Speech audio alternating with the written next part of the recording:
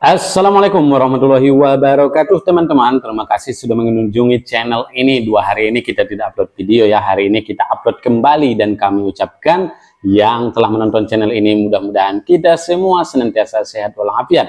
Yang belum subscribe silahkan di subscribe channel ini karena subscribe itu gratis selama-lamanya. Oke teman-teman dimanapun berada, kali ini saya akan membacakan komentar fans Malaysia, fans Vietnam, fans Thailand tentang pertandingan Indonesia tadi malam. Indonesia U20 di kualifikasi Piala Asia U20 2025, di mana Indonesia mengalahkan Maladewa dengan skor 4-0.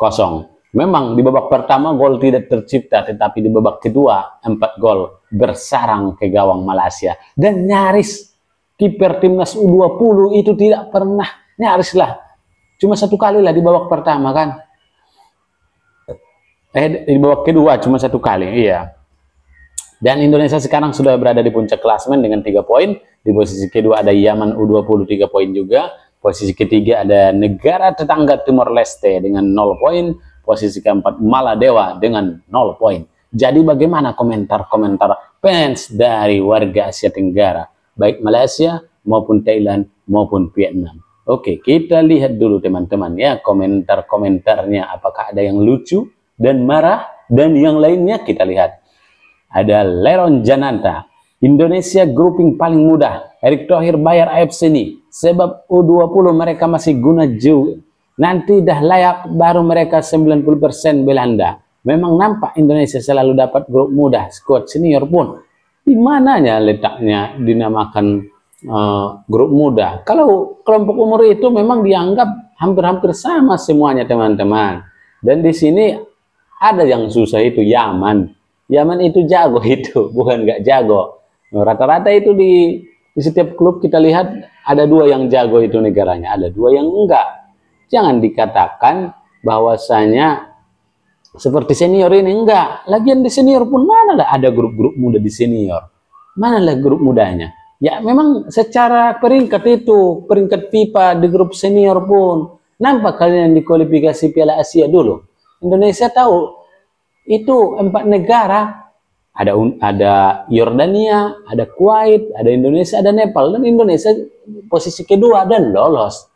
Nah, dan di ranking FIFA saat itu dibandingkan 4 negara ini, ya Indonesia di kategori unggulan 3. Begitu juga di kualifikasi Piala Dunia itu di ronde 2. Nah, Indonesia unggulan keempat ya, unggulan keempat itu. Nah, oleh karena itu janganlah marah-marah ya. Karena di kualifikasi Piala Dunia itu unggulan pertama di grup Indonesia itu adalah siapa? Irak. Unggulan kedua Vietnam. Ya secara peringkat FIFA dulu Vietnam 100 itu. Bahkan pernah menembus angka 90 ya kan kalau tidak salah.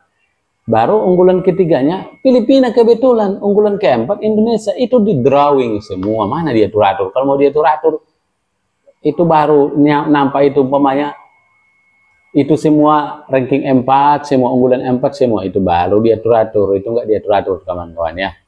Ini salah ini komentar si abang kita ini ya. Kita lanjutkan dulu komentar yang lain. Bagaimana?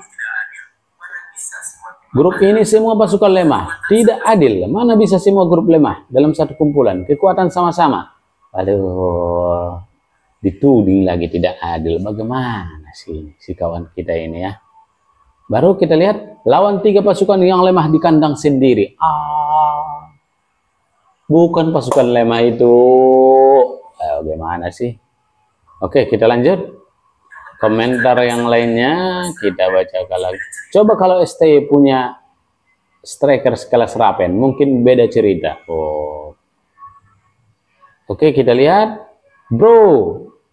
Bro, pressure dan cara bermain pasti beda jauh. Kalau di senior, gap antar tim biasanya sangat terasa. Jadi kalau Rapen ditempati di senior juga belum tentu performanya kayak gini. Musuhnya adalah beda, iya beda. Senior dengan junior itu beda, yang dilawan itu beda. Bayangkanlah, Rapen ini masih butuh jam terbang, dia masih muda sekali. Nah, jadi biarkan saja dia bermain dulu di level junior, di klubnya juga, di Liga Belanda ya kan. Karena yang dilawan itu bukan Maladewa kawan.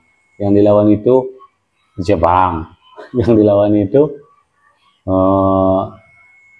apalagi di grup Indonesia, Arab Saudi, Australia, Bahrain, Cina, bukan Maladewa, apalagi Maladewa U20 ya kan.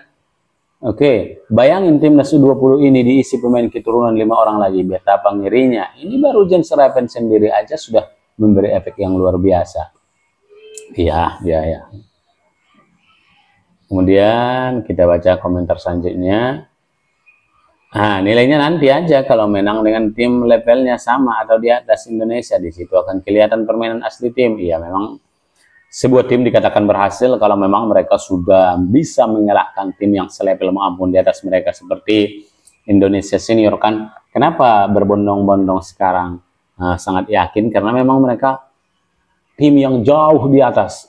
Australia lah posisi 24 FIFA, Indonesia 129 bisa ditahan imbang. Jadi wajarlah orang optimis dengan tim itu ya kan. Ujian sesungguhnya di match terakhir lawan Yaman. Iya, saya percaya di timnas U20 ini di pertandingan terakhir melawan Yaman itulah ujian sesungguhnya. Bagaimana? Apakah Indonesia bisa mengalahkan Yaman? Apakah Indonesia? Kalau Indonesia bisa mengalahkan Yaman, maka Indonesia lolos otomatis ke Piala Asia. Tetapi kalau kalah, maka menunggu ranking kedua. Ranking kedua terbaik, 5 runner up terbaik setiap grup yang akan ikut. Dan kita lihat semua rata-rata yang menang yang ranking 2 ini nanti menang banyak itu atas lawan-lawannya. Bayangkan saja Irak menang 15-0 atas Brunei Darussalam. Belum lagi negara-negara yang lain yang menang 8-0, 7-0, 6-0 ya kan. Makanya Indonesia pun harus banyak mencetak gol lagi nanti ke Timor Leste. Kalau nanti Yaman menang banyak atas Maladewa, maka Indonesia pun harus menang banyak atas Timor Leste. Karena sekarang kan poin sama-sama 3 tetapi selisih gol Indonesia unggul. Memasukkan 4 gol, kemasukan belum ada. Sementara Yaman kan menang 3-1 atas Timor Leste. Jadi Yaman sekarang memasukkan 3 gol, kemasukan 1 ya. Oleh karena itu selisih gol juga sangat diperhitungkan nanti, apalagi skor Indonesia Yaman nanti imbang. Tetapi kita doakan saja Indonesia menang ya atas Yaman. Amin. Oke, kita lanjut. Lawan sebenarnya iya si Yaman. Iya betul lawan sebenarnya itu si Yaman. Karena bagaimanapun itu yang paling kuat di sini. MVP Doni maju mundur, napas kuda sama Kadek, nggak bisa gelandang, bisa jadi back. Iya betul. Doni Tripamungkas itu memang memiliki jam terbang yang sangat tinggi. Apalagi sewaktu Persija diasuh oleh Thomas Doll 2 musim yang lalu dan musim yang lalunya juga di 2023, 2024 itu Doni Tripamungkas ini banyak sekali jam bermain diberikan oleh Thomas Doll. Kemudian ada lagi komentar, harusnya tambah pemain keturunan minimal 3 lagi, back 1, gelandang 1 sama winger 1 biar makin jos. Ya kalau PSSI mendapat rekom ataupun mengetahui ada pemain keturunan yang bagus bermain di luar negeri, pasti dipanggil itu. Karena kita lihat kata Erick Thohir 100 atau 150 pemain. Nah itu adalah semua pemain keturunan ya, bukan naturalisasi dari negara orang, enggak, memang mereka pemain keturunan.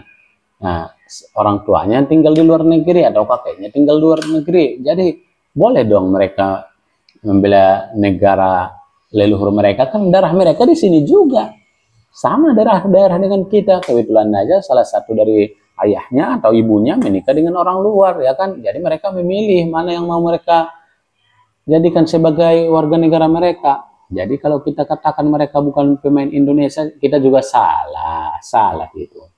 Kita katakan mereka pemain naturalisasi juga salah lah. Udah jadi warga negara, ngapain lagi dikatakan pemain naturalisasi? Naturalisasi itu kan proses perpindahannya, mereka sudah melewati itu. Nah, kita lanjutkan lagi membaca komentar. Gue juga yakin ini timnas Indo, kalau nggak ada Jens udah kena bante. Faktor nggak kebobolan juga karena Jens Repan turun ke belakang. Kalau nggak ada Jens, aduh kebobolan banyak. Secara back lokal tahu deh kualitasnya gimana lokal gitu. Nggak juga sih. Maaf pernah Jens Repan jadi back.